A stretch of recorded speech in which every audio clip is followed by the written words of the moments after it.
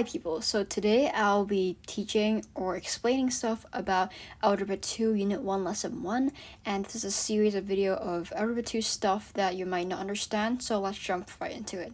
So essentially Algebra 2 Lesson 1 of the first unit is basically on quadratic functions, which is the main thing we're going to talk about today. So here we have a quadratic function's largest variable exponent is 2. What does this mean? Well, if you have seen this quadratic equation before, this is a quadratic equation, and the largest variable exponent, which is this one, has to be a 2. If it's a 3, it's different. If it's 0, it means like 1, it's different. If it's 0, it's like that. So it's just, the largest one is just 2.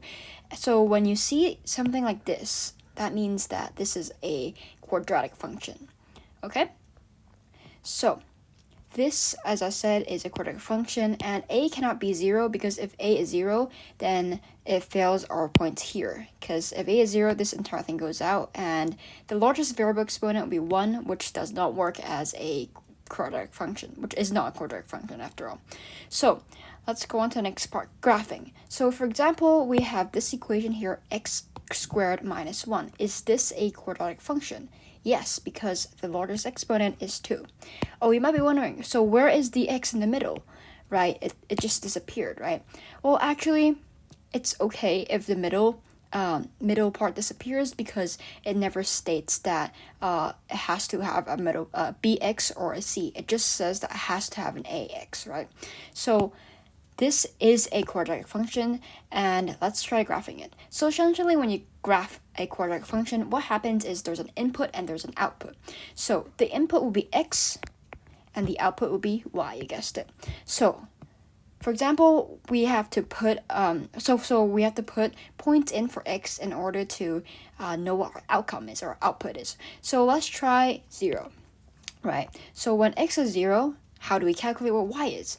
Well, essentially, this is just y equals x squared minus 1. So if we put x in for 0 in for x, if we put 0 in for x, then we put 0 in for x at the same here.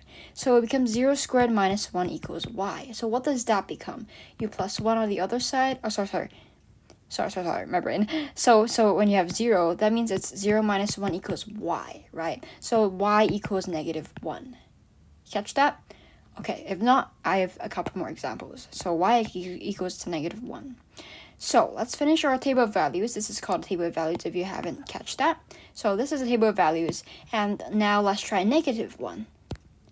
So -1 squared minus 1 equals y, right?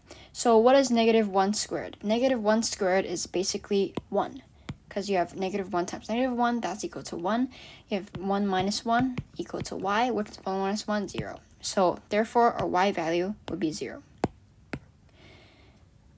Okay, now let's graph one more point, 1. So what is 1 squared minus 1, which is basically 0 at the same thing, right? So we have these points here. These are our points we have to put on our graph right here. So let's try it out. Oops. So when 0 is x is 0, so this is the x-axis and this is the y-axis, right?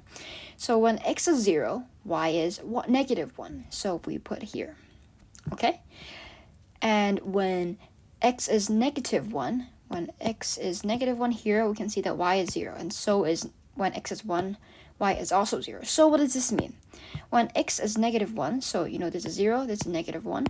So when x is -1, meaning when x is here, y is 0. Y is 0 means this is the 0 of the y-axis. So that means the point will be here. And same thing for when y is 1, x is 1, When x is 1, y is 0, which means it's like that. So we don't know exactly what the entire graph looks like, but we know that this graph has these 3 points. So what we can do is connect the dots. So let's use pink here and connect these dots, right? So we don't know if the function is like this or like this. We don't know that, right? So for now, we can leave it here and put arrows. That means it'll go on forever, or at least that we know of, right? So that's a very ugly parabola. But this is one basic example of what a graph should look like in a quadratic formula. Okay, so as you have more points, like negative 10 and negative 20, you will have more points on the graph, which you'll have more of a sense of what the graph will look like when x is like further there and further there. Okay, so for now we're just gonna leave it as here. Okay, next thing I want to talk about is domain and range. If you've never thought about this or never heard of this, this might be a surprise to you, but domain and range is fairly easy. So what domain is essentially what the x values can be, right? So for example, we have this graph here. So what can x value be? So for here, x values can be basically all real numbers, because as you get bigger, their x values goes that side, right? So basically x can be anything. There's no restrictions as in, oh, I can't put x as 0, because when x is 0, you can see that y is negative 1. So it makes sense, right? So for example, for this graph, what is domain? Domain is basically what x can be on the function itself. So x domain can be written in a notation called subbuilder notation, which goes like this. So we have open parentheses and then x such that, and then you have your restrictions right here, and then close parentheses. Okay, so you might wonder, what would this thing be in here? So for this function, for example, here you can see that x can be anything, like whatever you put x in. For example, 10,000, there will be a y value for it, and for y value will be like a very big number, but there is still a y value for it. So in this case, x will be on real numbers, and that's it. Okay, now if domain is x, then what is range? Pretty common sense. Range would be y. So range would be y. Okay, so this is x. So range is pretty much the same thing. In subbuilder notation, this is y such that y is all real numbers, because we don't see any restrictions to y, what y cannot be, right? However, if you think that is wrong, because look at this graph. Here, there's this line, imaginary line, that y cannot go under, right? It can only go on top of here. So therefore, y would not be just all real numbers. It will have more of a restriction to it. So what would the restriction look like, and how would we write it? So basically, we know that y has to be above negative 1. So this is negative 1, right? Y has to be the y value. So this line has to be, the value of it has to be above here. So I can't go here, can't go here. So what does that mean? So what means is y has to be bigger or equal to negative 1. Okay, catch that? So that's it. That's basically our domain and range. Okay, so second to last thing we want to talk about is the equation of the axis of symmetry. Pretty easy. The equation for it is negative b over 2a. So what does this mean is you have this set of equation, right? This equation. So for example, I'll give you an equation. For example, we have x squared plus 2x minus 6, just like that. So what is the axis of symmetry of this? So before I tell you what axis of symmetry is, try to calculate what this is. Okay, so now you have the answer. See if it's right. Negative b, so this is the b value, right? So it's negative 2 over 2a. Where's the a? If there's no a here, that means a is 1. Okay, so that's basically the same thing as that. Oops, that. Okay, so it's equal to 2 times 1, which is equal to negative 1. So the axis of symmetry will be negative 1. So what is the axis of symmetry itself? The axis of symmetry itself, when you have a parabola or a graph, something like this is the vertex, right? You have learned the most bottom or most top part of the graph. So what is the axis of symmetry, or the equation of axis of symmetry? So basically, it's this line, this imaginary dotted line here, that provides a symmetrical reflection of what is on the right will be what's on the left, or the other opposite around. So we're calculating what the middle part is. So for this equation, the middle part of our graph will be -1. So when when our graph is graphed, what this will be, then the x value of the middle line will be -1. Okay, so why do we need to find this? Because if you don't want to graph the entire thing, like if you have an XY graph, you just want to graph the positive values of it, you find that the axis of symmetry, the negative value of it is basically the same thing. Okay, so that's what would be very helpful. And last but not least, I want to talk about the minimum and maximum of a graph. What does that mean? Minimum and maximum. So there's two types of graphs, right? There's a U-shaped, very ugly U-shaped, and then there is a upside down U-shaped. So this graph here is called a minimum, min. And this graph here is called a maximum. So why is this called a minimum, and why is that called a maximum? Minimum is when the U-shape goes up, and then when it's a maximum graph, it's when the U-shape goes down. Okay, so when it's maximum, this point here is called the maximum, and if that's this is a minimum, then this point here is a minimum. Okay, and very important thing, when a is greater than 0, that will form a minimum. So a has to be greater than 0. Remember, a from here, right? This has to be greater than 0. If the graph is a minimum. If it's less than 0, that means a is less than 0. For example, a is a negative number, then the parabola will go down, okay, or the graph will go down. Meaning, whether it's a minimum, that means the function is positive going up. If the a value is negative, less than 0, it is a maximum, meaning the entire function, the entire quadratic function is negative, okay? So that's basically what I have to talk about today. Pretty simple, and later I'm going to talk about 1-2. This is the next part of the Unit 1 Algebra 2 review. So here is completing the square. I decided to skip the factoring and the solving by quadratic formula and stuff like that, because these are pretty easy to understand, but this one, on the other hand, is pretty hard to understand. So here is completing the square, and I hope it simplifies for you as easy as possible. So completing the square, as the name suggests, is completing the square. As you know, this is a squared function, so basically it's called a square. So we have to complete this to make a perfect square. As you know, a perfect square is basically a plus or minus b squared, right? So let's try it out. So for completing the square, we have this equation, or this thing that we have to use in order to complete the square. So we have to find what this number is, right? As easy as it is pretty easy. B, this is b, right? So b over 2 squared. What is b? 6 over 2 squared. So equals to 3 squared, which is 9. So this will become 9. And when you factor it out, this will become x plus 3 squared, which is a perfect square, right? Because this is a perfect square. Okay, next.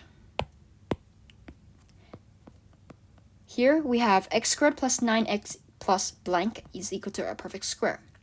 What is the number? Same thing, 9 over 2 squared. It might be different. It might be not different. It might be a bit tricky, because this is not really a whole number. It's a decimal or a fraction. So 9 over 2 squared would basically equal to 81 over 4, which is basically, if you calculate it correct, 4, 3, 4, 5, 5. If your teacher does not like decimals, then too bad, but this will become 25.25. Okay, so that's basically what it is. Okay, easy enough. So why do we do this? We do this because we are prepping for this, right? So when it gives you a incomplete perfect square, which is not really a perfect square, incomplete square, for example here, right? So this, doing the exact same thing, it's supposed to be 25, right? So this is not 25, this is 11. So what do? First, we find what the perfect actual perfect square is, which in this case is 25. And then we x squared plus 10x plus 25. And because we plus 25 on this in this equation that we're not supposed to plus 25, right? We have to minus 25 back. Why? Because 25 minus 25 is equal to 0. Okay? So basically we did nothing to this equation. This might sound very dumb right now, but just hang in there. Okay? So we just we bracket it just for clarity, nothing else. And then we bring this thing back down. So again, this thing goes here, right? And then this thing we added, this is 0. So basically nothing, and minus 11 equals to 0 because we put this down. Okay, so far? Okay, so what we created here, right here, this is a perfect squared, right? As we see in here, and basically the same thing as here, right? This is a perfect square. So what it gives us now is a lucky thing. Not really lucky because you actually did it.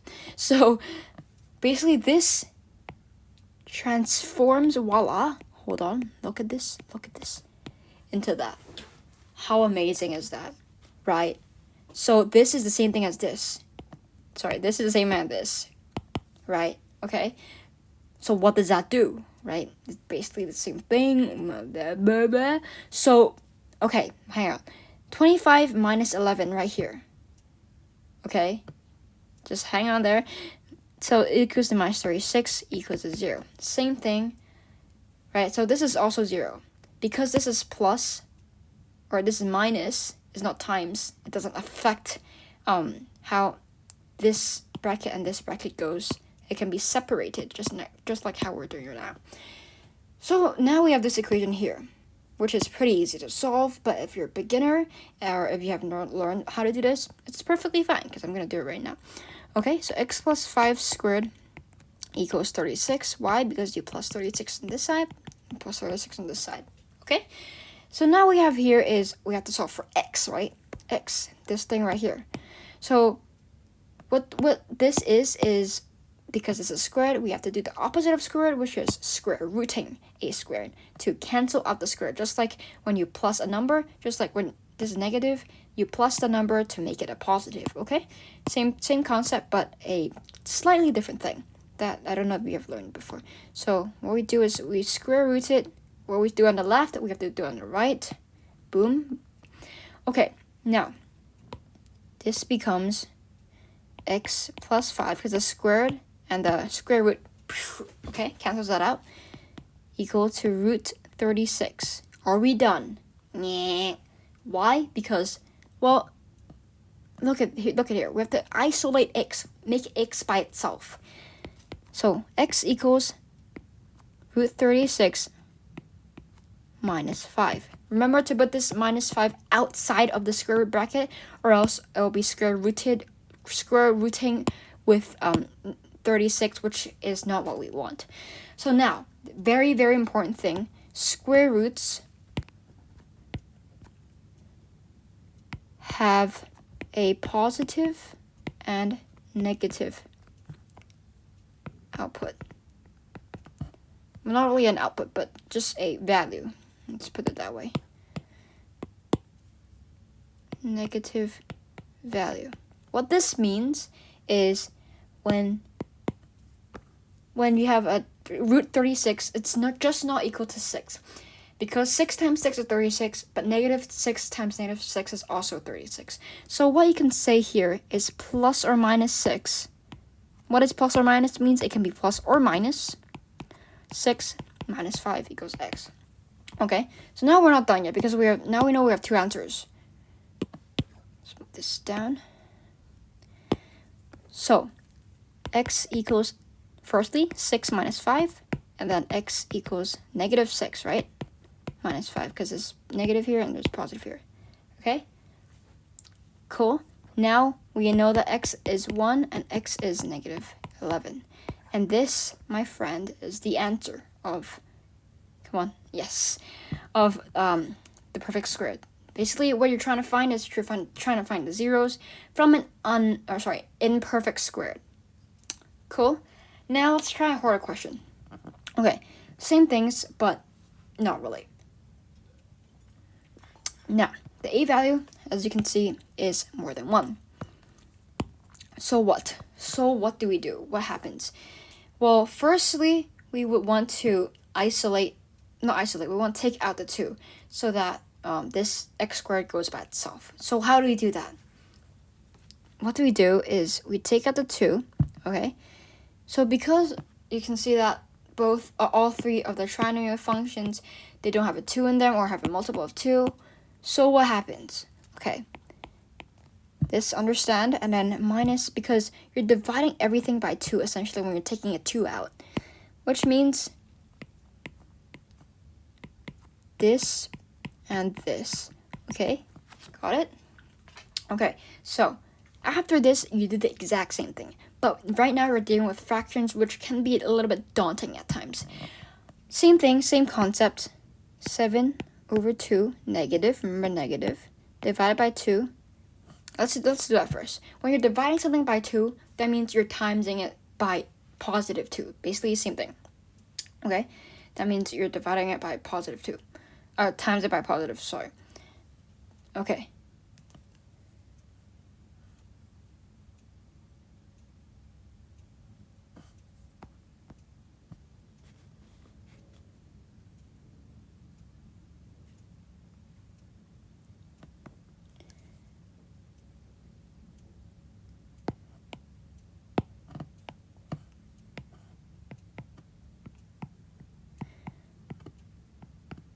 Okay, I made a mistake here. It's supposed to be divided by 1/2. Sorry. My brain isn't really braining on a rainy day. But here's what we should do, okay? So this will equal to -7/4 squared, right? Because we remember this squared right here. This. So what does that equal? That equals -49/16. And as you know, these two are both perfect squares, but we don't have to do that.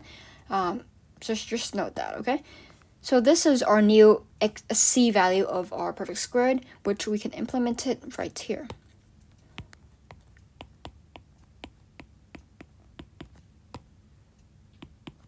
Oh, sorry, minus. So again, when you minus something, you have to plus something back in order to make it 0. Equals 0. Oh, that should be in black.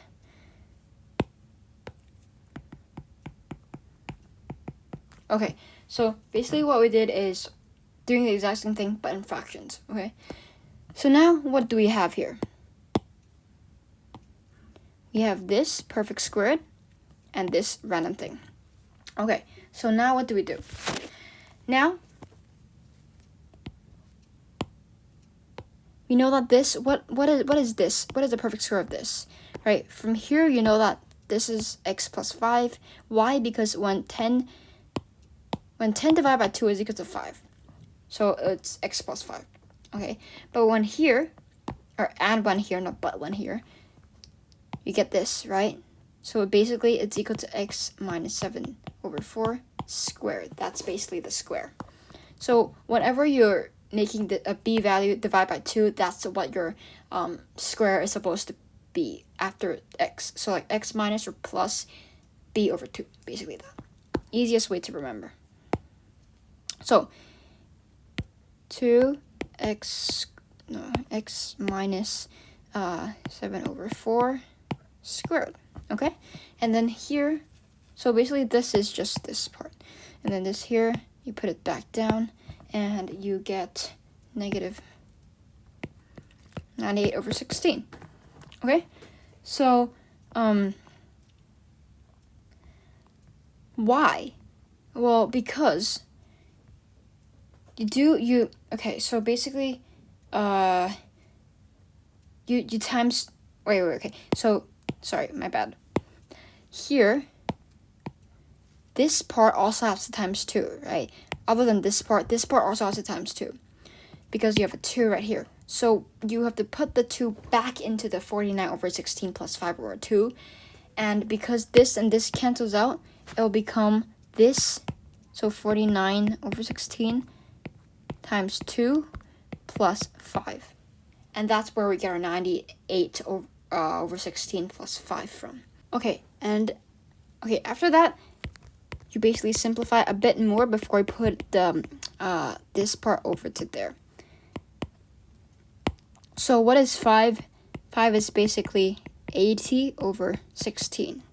So we want the same denominator because it's easier to add. So it'll be easier basically for your convenience. So that will equal to that, and then we put this chunk over to the other side in order to calculate what x is, right? So x minus 7 over 4 squared equals 18 over 16. Then after that, you x minus 7 over 4 squared equals this and this goes to 9, so it becomes 9 over 16. Got it? And then we root everything. So we root equals 2 over 16. And because these two are also perfect squares, which make your life so much easier, you can just continue on with your life being happy.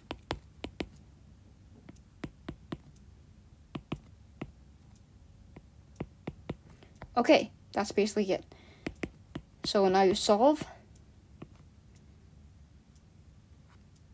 this plus 3 over 4 at minus 3 over 4. And so these two, there is actually two answers because it's a quadratic function, formula, whatever. And so, 10 over 4 and 4 over 4, which is equal to 5 over 2 and 1. So therefore, x is equal to 5 over 2 and x is equal to 1. Just like that. Bam, bada bing, bada boom. Just like that, we've covered completing the squared. Just like that, we've covered completing the square, and next we'll go over transformations. Transformations. Bom, bom, bom. So this is the last part of the Algebra 2 review, and I think the most people struggle with is transformations, so that's why I'm covering this. So, transformations. This is a very different thing from everything or anything you've learned before, and there's basically a brand new equation, but it's basically the same thing. So let's get right into it. So here, this is the brand new equation, which is basically quadratic equation, but rewritten in f of x equals a times x minus or plus h squared plus k or minus k. So why is this important and why do we have to learn it? First, as I color coded, there are h, k, and a. These are variables, but the variables means a lot. Like, they are variables as in like this equation, but they will be replaced with numbers when we have examples. So h is a horizontal shift, as seen in purple. So what is a horizontal shift? For example, if your equation has like 1x minus 2 squared plus k. What does this mean? What does this thing mean right here? This is a horizontal shift. So whenever we have a value in the h value, we have to see that, okay, so there's a 2 here. So that means we have to move this original function, which is parent function, will be y equals x squared, right? Move that 2 spaces to the left, to the right. That's horizontal shift because it's going left or right. So how do we know if it's left or right?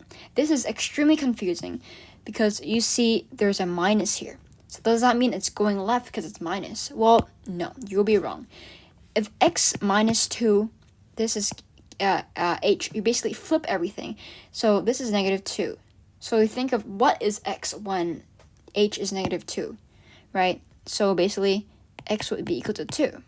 Oh, no, not exactly. Well, basically the opposite of, let's make this opposite of h, which is negative 2, is 2. So basically, you take the opposite of what h is, and that is your new h value. And in this case, h value is 2. Okay? So, or the new h value is 2. So, what does 2 mean? 2 means it's 2 units to the left or to the right. And since this is a positive value, it's going to the right. This is a negative value, but this is the old k, or old h. This is the new h, right? This is the new h. So we have to find what the new h is, and that will be which direction you're going to. Okay, so left, let's make it purple. Left is when h minus or plus, or sorry, h plus k, x plus h, no, x plus k, when x plus h. Okay, so when your h value is your h value is positive. Okay, and then if your x value is negative, so your h value like that, it'll go to the right. You see, this is when it's right, it goes, there's a minus. When it's left, it goes plus. So that you have to do more practice problems to practice that. Okay, so basically this will go h units, absolute value of x units to the left, same things, absolute value of h units to the right. We'll do a practice question together later, so don't worry about that. Next up, vertical shift. Vertical shift, exactly the same as horizontal shift, but a bit easier and goes up and down instead of left and right. So horizontal shift, same equation, actually not the same, that won't work. If we have let's say we're not gonna care about a and h just yet, and plus 3. So now, because it's a plus, it goes up. That's it, basically. So up is when k is positive, and down is when k is negative. Pretty straightforward, okay? So if a times x plus h minus 3, this will go down 3, this will go up 3, basically that. Okay, and then obviously go k values to up or down, depending on if you're up or down. Okay, next up, pretty easy as well, same thing as, well, similar thing to vertical shift, it's reflection. So we have ignored the a and the k, or we've ignored the a for now, because you see the a, right? So now this is what the a is, okay? This is what the k is, this is what the h is, basically what we have up here. So reflection, as it states, is a reflection of the graph. So a parent function, this will be the parent function, okay? This will be y equals x squared, the pink here. It will go up because it's a positive, okay? If it's negative, it will go down, as I said in the first lesson or something. So how do we know if it goes up or down? If the equation, if a is a positive, for example, if a is 2, and then x, for example, plus 6, and then squared plus 2. Did I write it wrong? Oh yeah, there's a square here. Sorry about that.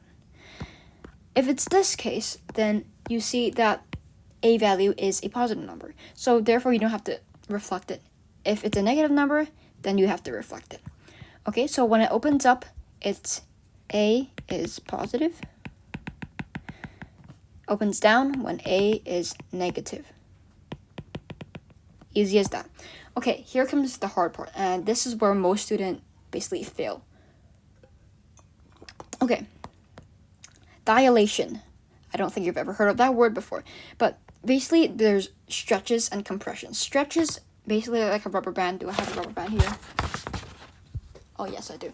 Basically like a rubber band, when it stretches, look at this, it goes thinner, right? It goes thinner, but when it compressed it goes fatter. So imagine the rubber band is cut in half like that. This is what your function will be like here. This will be what your function is like. When it's compressed, it'll be fatter. When it's stretched, it'll be thinner. Okay, so same concept here. Where's my pen? Here. Same concept here. The black is the parent function. Just pretend, because I don't have space, okay? So this is the parent function. Y equals x squared. And if a is more than 1, then it will be a vertical stretch. What is a vertical stretch? Basically, a vertical stretch is for example, this equation, right? 2 times a squared plus k. So if this equation, 2 is more than 1. So 2 is a, 2 is more than 1, therefore there's a vertical stretch. What does that mean? That means that you times the y value of each point by 2. So for example, this point here, we call it 1, 2, 3. So -3, 3. Just save this like that. Okay, so now if you want to vertically stretch it, then you times this by 2. So the new value of it will be -3 and 6, and that will be a new value. So this is not the stretch of this function because it's not correct. So this is what your new coordinate would be, and you do this for every single point until you have a new parabola, basically. So same thing with a vertical compression, which your rubber band goes fatter. So this makes so times y value by a. So for example, -3, 3 becomes -3, 6, right? Or you can say xy equals xay. Okay, same thing. Vertical compression is basically the exact same thing, except when absolute value of a is between 0 and 1. So absolute value of a, and this is also absolute value, by the way, is between 0 and 1. So for example, if your equation looks like something like 1/2 x minus h squared plus k. I'm not putting any numbers here, just not to confuse you. Here we have a 1/2. 1/2 is between 1 and 0. And even if this is a negative, it'll still become 1 and 0 because of the absolute value right here. Okay? So this is a vertical compression because it's a 1/2 and it fulfills this requirement. What happens? Same thing. Exactly the same thing, actually. If you have a -3, you times this by 1/2 because that's what the a value is, equals -3 and then 3/2. Okay?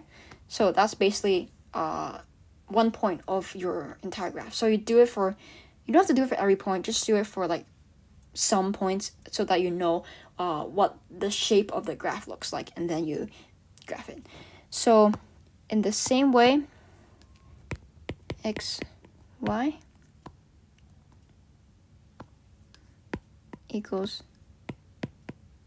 xay. Okay, perfect. Okay, now let's try an example. Here, let's first identify what a values, what h values, and what k values are. So for a values, we can see that there's a 2, right? So a equals 2,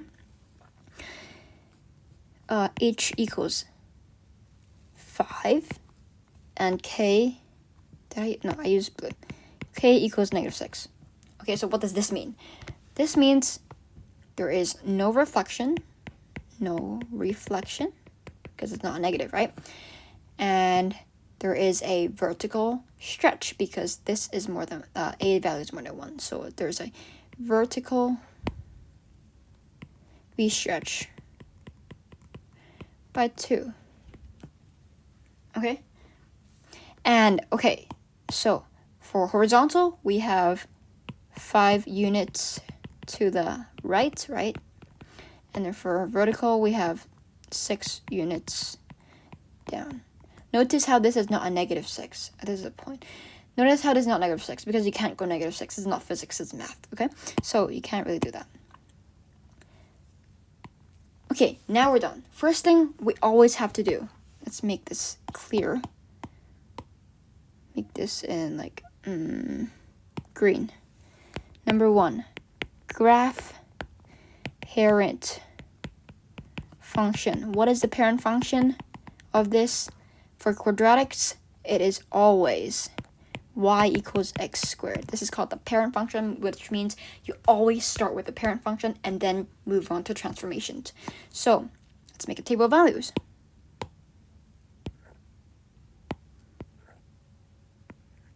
So x, and then, x, and then y, basically. So we have 1, 2, 4. Let's put a 3 and then 9 and then -1, 1, -2, 4. Just say that, okay? So now we graph the parent function. So let's make parent function in black.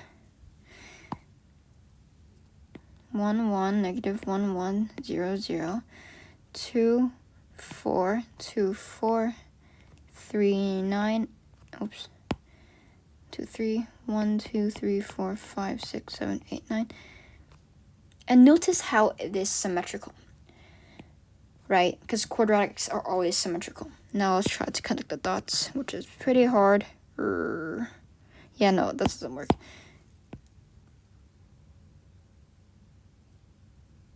Something like that. Okay, just imagine this is like that. So this is the parent function. So we label it f of x, or basically y equals to x squared. Okay, now let's do, definitely remember that a comes first, then h and k. So always do the reflections and the vertical stretch or compressions first, or else they won't work. It will be a completely wrong and disastrous situation. So no reflection and vertical stretch by 2. Now, we know that this point is 1, 1, so we times the y value of it to 2. So it becomes 1, 2. So 1, 2. This is 1, 2, okay? So this is 3, 9, which becomes 3, 18, which is too big, so let's just make it somewhere like here. We have 2, 4, which will become 2, 8, which is right here. And then same thing for here. Notice I don't have to calculate for this side because it's the exact same thing. And then this comes to here. So, and 0, same thing. So now we graph.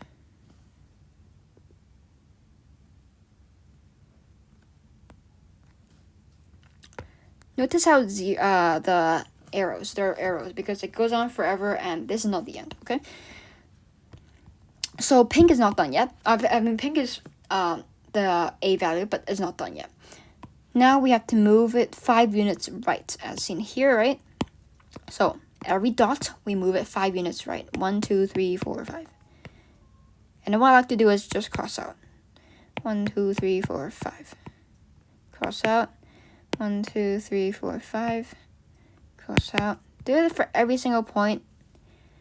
1, 2, 3, 4, 5.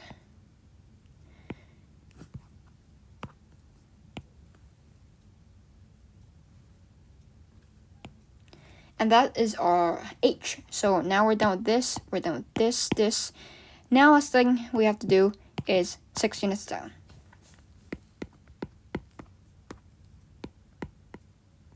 One, 2, 3, 4, 5, 6. Same thing.